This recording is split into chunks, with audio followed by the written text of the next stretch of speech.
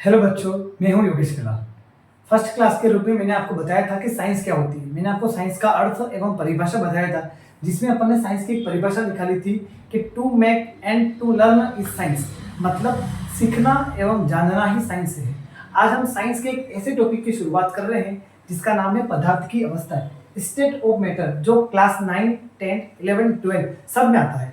तो आप पदार्थ की अवस्थाओं को ध्यान से समझें, हम इसको डीप नॉलेज करेंगे।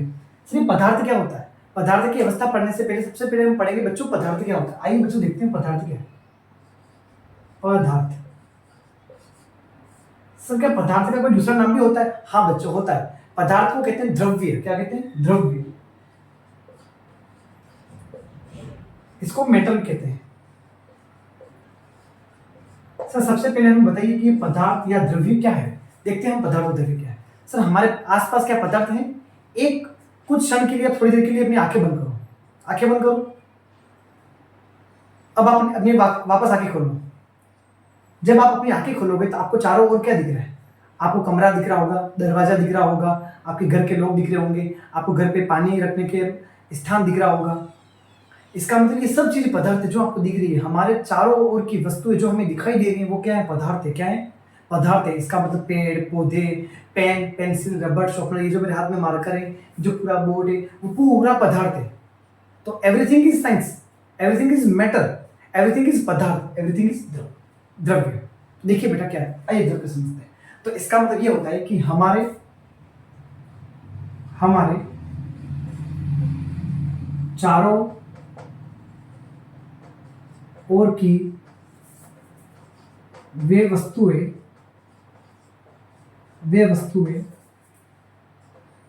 जो स्थान घेरती है। स्थान घेरना का मतलब क्या होता है? स्थान घेरना का मतलब आयतन होता है। क्या होता है? आयतन। स्थान घेरती है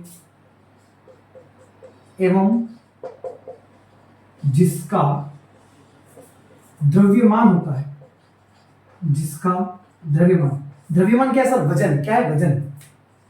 द्रव्यमान होता है, पदार्थ या द्रव्य कहलाता है। सर क्या द्रव्य के प्रकार भी होते हैं? हाँ बच्चों, आज वही चीज पढ़ने वाले हैं, पदार्थ की अवस्था है। देखने कि पदार्थ कितने प्रकार का होता है। पदार्थ सामान्यतः 3 प्रकार का होता है। 3 प्रकार का होता है। और पदार्थ का जब यह वर्गीकरण पढ़ रहे हैं, इसका नाम है भौतिक गुण के आधार पर। भौतिक गुण, यूं कह सकते हैं फिजिकल कैरेक्टर के आधार पर, भौतिक गुण के आधार पर।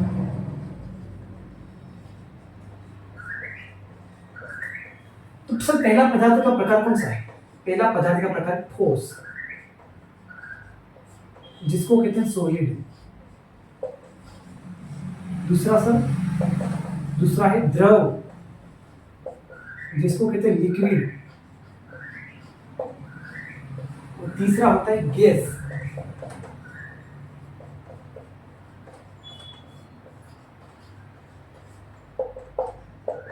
तो पदार्थ को कितने भागों में बांटा गया? 3 भागों में, ठोस, द्रव, गैस। सर ठोस क्या है? सर द्रव क्या है? गैस क्या है? यदि आपको पूछ ले कि ठोस क्या होता है, द्रव क्या होता है, गैस क्या होता है, क्या आप उसकी परिभाषा बता सकते हो? हाँ बच्चों, अब आप इसकी परिभाषा बता सकते हो। ठोस क्या होता है? मैं ठोस के बारे में समझता हूँ। जिसका आकार निश्चित होता है। ये मार्कर का आकार कैसा दिख रहा है? निश्चित का मतलब फिक्स होता है। अगर मैं इसको रख दूं तो क्या ये जगह घेर रहा है आपने? क्या अपना ये वजन बता रहा है? हाँ बता रहा है। इसका मतलब ठोस का मतलब क्या होता है? अगर आप अपनी नोटबुक को नीचे रख दो तो नोटबुक का जो जितना आकार है उतना स्थान को वो घेर लेगा। तो ठोस का मतलब यह होता है कि वह वस्तु जिसका आकार ऑब्लिक आकृति या यानी एवं करेंगे एवं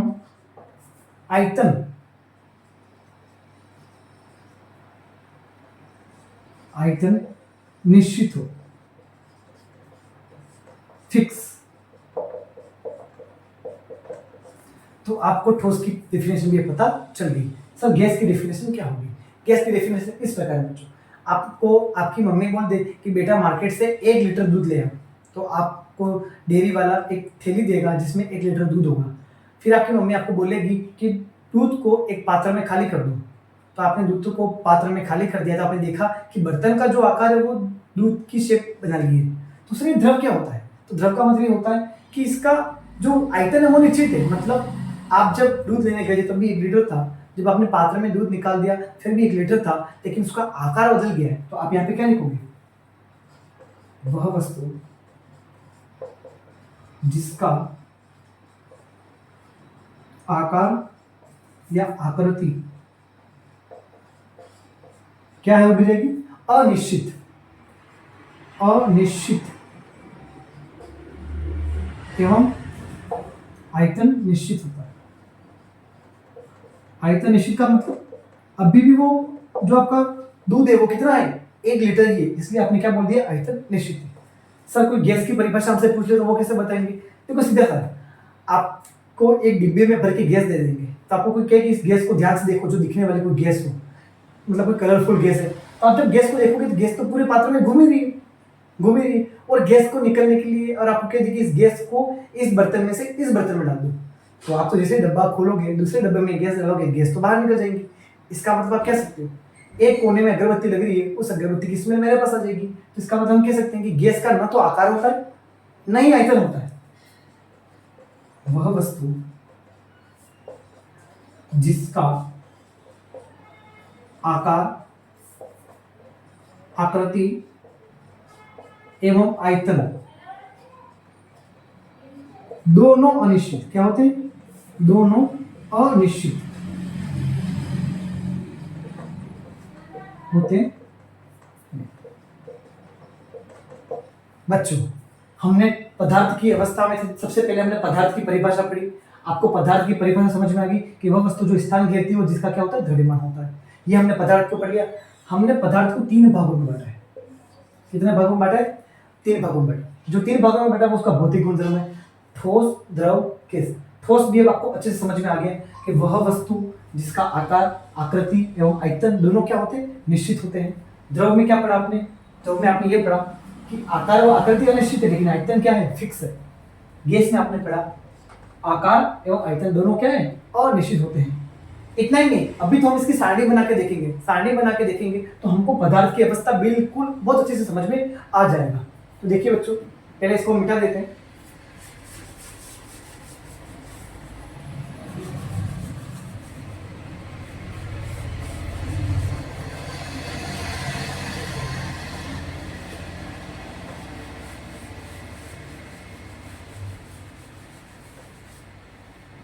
हाँ, अभी ये जो मिटाया गया है वो क्लास रोक कर आप स्क्रीनशॉट जरूर ले लें, ठीक है। आइए हम पदार्थ का वर्गीकरण पढ़ते हैं, विथ अंतर, डिफरेंस पढ़ते हैं, अंतर पढ़ते हैं। सबसे पहले लिखेंगे ठोस अवस्था।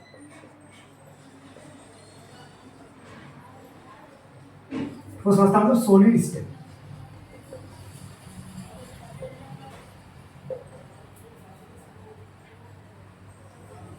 दूसरा हम पढ़ेंगे द्रव अवस्था,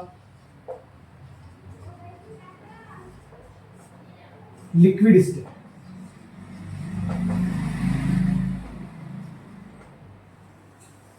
और तीसरा पढ़ेंगे हम गैस अवस्था, जिसको कहते हैं गैसियस स्टेट, ठीक है। देखिए आपको मैंने क्या बताया था? ठोस। ये डायग्राम के रूप में देखेंगे ठोस का ये आकार होता है। ठोस के कण क्या है? अवयवी कण ठोस के बहुत पास पास में, ये ठोस है। अगर आपको द्रव को देखना है इन डायग्राम के रूप में, तो द्रव के कण थोड़े दूर होते हैं। कितने दूर होते हैं सर? ठोस की तुलना में दूर होते हैं। और गैस को देखना हो तो ठोस और द्रव दोनों की तुलना में गैस के कण बहुत दूर दूर होते हैं। जो आपने डायग्राम बनाया उसके बारे में अपन लिख देते हैं। तो हम किसके बारे में लिखते हैं? अवयवी कण के बारे में लिखते हैं, अवयवी कण। तो देखिए कि ठोस में अवयवी कण बहुत पास पास होते हैं, बहुत पास पास होते हैं।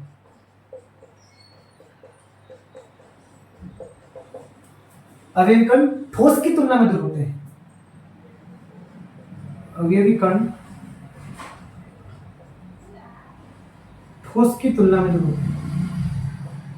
ठोस की तुलना में दूर होते हैं।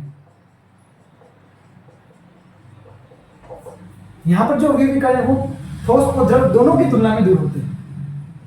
ठोस एवं द्रव दोनों की तुलना में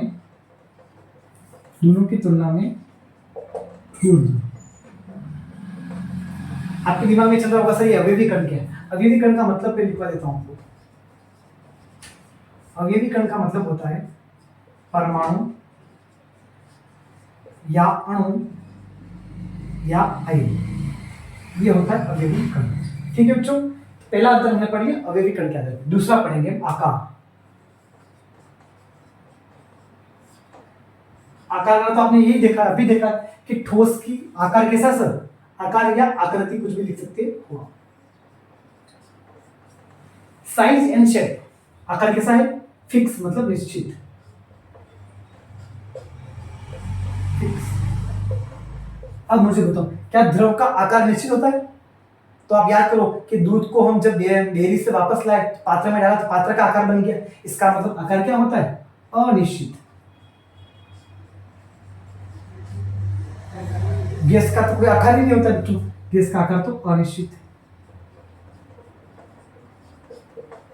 ठीक है, अब हम पढ़ेंगे आयतन के बारे में। गैस का तो सॉरी, ठोस का तो आयतन भी निश्चित होता है, वो उतना ही स्थान घेरती है। आयतन भी निश्चित, फिक्स। सर द्रव का आयतन, हम दूध 1 लीटर लाए थे तो क्या आधा लीटर थोड़ी हो गया, क्या 1.5 लीटर हो गया? नहीं सर, 1 लीटर ही है। इसका मतलब आयतन तो निश्चित है सर, लेकिन गैस का तो कोई आयतन ही नहीं होता है, आयतन भी क्या आ जाएगा, अनिश्चित। अब छोटी चीज देखते हैं, फोर्थ चीज। ये नंबर 1 है, नंबर 2, नंबर 3, नंबर 4। नंबर 4 का नाम है अंतरा आणविक बल। अंतरा आणविक बल, या इसको क्यों कह सकते हैं, इंटरमोलिक्यूलर फोर्स। Intermolecular force. अब मुझे आप बताइए कि फोर्स किस में अधिक होगा, किस में मध्यम होगा, किस में कम होगा। आप बताओ, ठोस के अवयवी कण बहुत पास पास होते हैं तो आप सीधा लिख सकते हो कि इंटरमोलिक्यूलर फोर्स बहुत ज्यादा। एक काम करिए, आप हिंदी में लिख दीजिए अंतरा आणविक बल बहुत ज्यादा। यहां पे अंतरा आणविक बल कम, किसकी तुलना में, ठोस की तुलना में। ठोस की तुलना में द्रव में अंतरा आणविक बल कम। लेकिन यहां पे आप क्या लिखोगे, यहां लिखोगे कि ठोस और द्रव दोनों की तुलना में अंतरा आणविक बल न के बराबर, बहुत कम, बहुत कम। ठीक है, ये आपने लिख दिया। एक अंतर और बाकी है, 5वां अंतर। 5वां अंतर लिखते हैं अपन। आपने इतना लिख दिया होगा, आप आराम से स्क्रीनशॉट ले लीजिए। ठीक है, 5वां अंतर लिखते हैं अपन एक बार के लिए।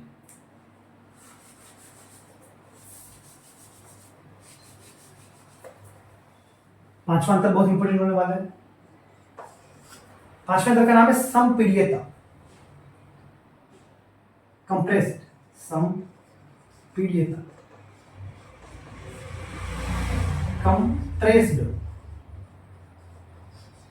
अगर ठोस के ऊपर आप कोई वजन गिराओगे तो क्या ठोस दब जाएगा, कम हो जाएगा, तो क्या क्या हो जाएगा? ठोस में संपीड्यता का गुण नहीं पाया जाता है। ठोस कैसे होते हैं, असंपीड्य, असंपीड्य, अनकंप्रेस्ड होते हैं। सेम टू सेम द्रव भी कैसे होते हैं, असंपीड्य। लेकिन यदि आप गैस को दबाओगे तो गैस क्या हो जाएगी, नीचे चली जाएगी, या उसका यूं कह सकते हैं कि आयतन क्या हो जाएगा, आयतन कम हो जाएगा, गैस का स्थान घेरा हुआ कम हो जाएगा। इसका मतलब ठोस में, वो द्रव में तो नहीं होता है लेकिन गैस में होता है। गैस कैसी होती है, समपीडी, संपीड्य। इसका मतलब यूं कह सकते हैं कंप्रेस्ड होती है, कंप्रेस्ड। अब आप एक काम करो, 6 अंतर के रूप में आप एग्जांपल लिख लो। सर आप इसमें ठोस अवस्था में क्या लिखोगे, ठोस अवस्था में लिख दो पेन, पुस्तक, पेंसिल, और भी आप एग्जांपल लिख सकते हो, बहुत सारे एग्जांपल हो सकते हैं। इट इज सर आप इसमें क्या एग्जांपल बताओगे, इसमें हम एग्जांपल लिखेंगे, सबसे पहले तो जल ही लिखेंगे, जल का मतलब H2, फिर दूध लिख दो, ऑयल लिख दो, तेल, इटीसी कर दो। सर आप गैस में क्या लिखोगे, गैस में आप लिख दो H2 gas, N2 gas, O2 gas, etc..